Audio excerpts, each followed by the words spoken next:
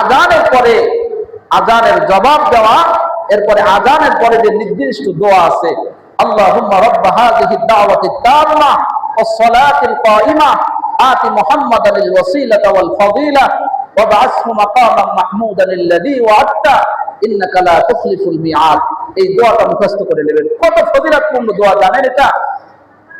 এই দোয়ার মধ্যে একটা অংশ আছে, আতি মুহাম্মাদানিল ওয়াসিলা।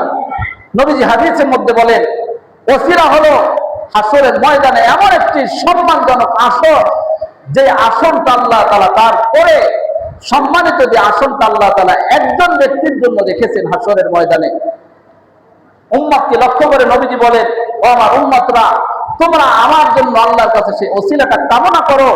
যে আমার জন্য ওসিলা কামনা করবে, আমি নবী তার জন্য হাসরের ময়দানে সুপারিশ করা আমার জন্য তার জিম্মাদারি হয়ে যাবে। কয়টা আমল? একটা আমলের কথা বলেছি, সে আমলটা হলো কি?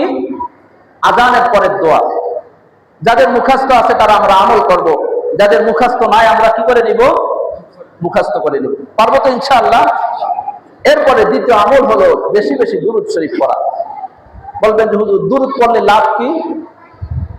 আল্লাহ রাসূল সাল্লাল্লাহু আলাইহি ওয়াসাল্লামের একজন সাহাবী বারা নবীজির কাছে জিজ্ঞাসা করলেন, ইয়া রাসূলুল্লাহ, দৈনন্দিন আমার যে ওজিফা আছে, কিছু সময় তাসবিহ তাহলিল করি, ফরজ ইবাদতের পরে আমি সময়টাকে তিনটা ভাগ করছি। একটা অংশে আপনার প্রতি দুরূদ পড়ি, আরেকটা অংশে ইয়া রাসূলুল্লাহ জিকির আজকার করি, আরেকটা অংশে আমি গুনার জন্য আল্লাহর কাছে তওবা ইস্তিগফার করি। ওগো নবীজি, আপনার কাছে একটু জানতে চাই, আমি যে আমলটা করি এই আমলটার পদ্ধতি ঠিক আছে কিনা? নবীজি বললেন, হ্যাঁ, তুমি যেটা করো এটা ভালো, যে কাজটা করো এটা ভালো, তবে দুরূদ যদি আরো বেশি পড়তে পারো আরো বেশি ভালো।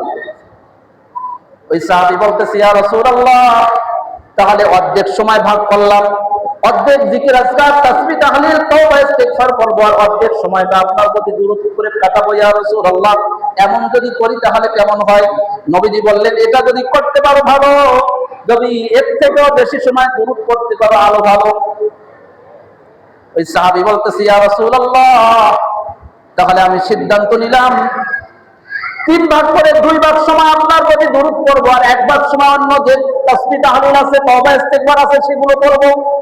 নবীজি বললেন, যদি এটা করতে পারো তাহলে ভালো, আর যদি এর থেকে বেশি পরিমাণ দুরূদ পড়তে পারো আরো বেশি ভালো। তখন এই সাহাবী বলতেছে, ইয়া রাসূলুল্লাহ, ফরজ ইবাদতের পরে আমি সিদ্ধান্ত নিয়েছি বাকি সময়টুকু আপনার প্রতি দুরূদ পড়ে কাটিয়ে দিব। নবীজি বলতেছেন, আমার সাহাবীরে, তুমি যদি বাকি সময়টুকু আমার প্রতি দুরূদ করে কাটিয়ে দিতে পারো, তাহলে শুনে রাখো, আল্লাহ তাআলা এর বিনিময়ে তোমার জিন্দেগীর সমস্ত গুনাহ খাতাগুলো মাফ করে দিবে। দ্বিতীয় হলো, আল্লাহ তাআলা তোমার দুনিয়া এবং আখিরাতের সমস্ত সংকট আল্লাহ তাআলা দূর করবে। তিরমিজি শরীফের হাদিস। এই যে দুইটা আমল আমরা করতে পারবো না ইনশাআল্লাহ? কমপক্ষে প্রতিনিয়ত 100 বার দুরূদ আমরা প্রতিদিন পড়ব ইনশাআল্লাহ। আমরা রাজি আছি না? প্রতিদিন যতই ব্যস্ততা থাকুক, কমপক্ষে কতবার দুরূদ শরীফ? 100 বার।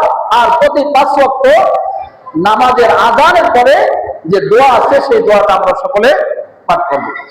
এই যে দুইটা আমল, যদি দুইটা আমল করতে পারি, যদি মরণ পর্যন্ত এই দুইটা আমল করতে পারি, তাহলে বোঝা যাবে সিরাত মাহফিল সার্থক।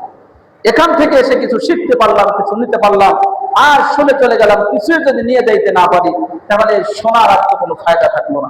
এজন্য সর্বশেষ কয়টা আমলের কথা বললাম? দুইটা আমলের উপর আমরা সকলে একেবারে যতদিন আজরাইল আমার কাছে না আসবে ততদিন এই দুইটা আমল দায়ী ভাবে সর্বদা করতে থাকবো। কোনোভাবেই যেন আমার কাছ থেকে এই আমল দুটো ছুট হয়ে না যায়। আমরা চেষ্টা করবো সকলে।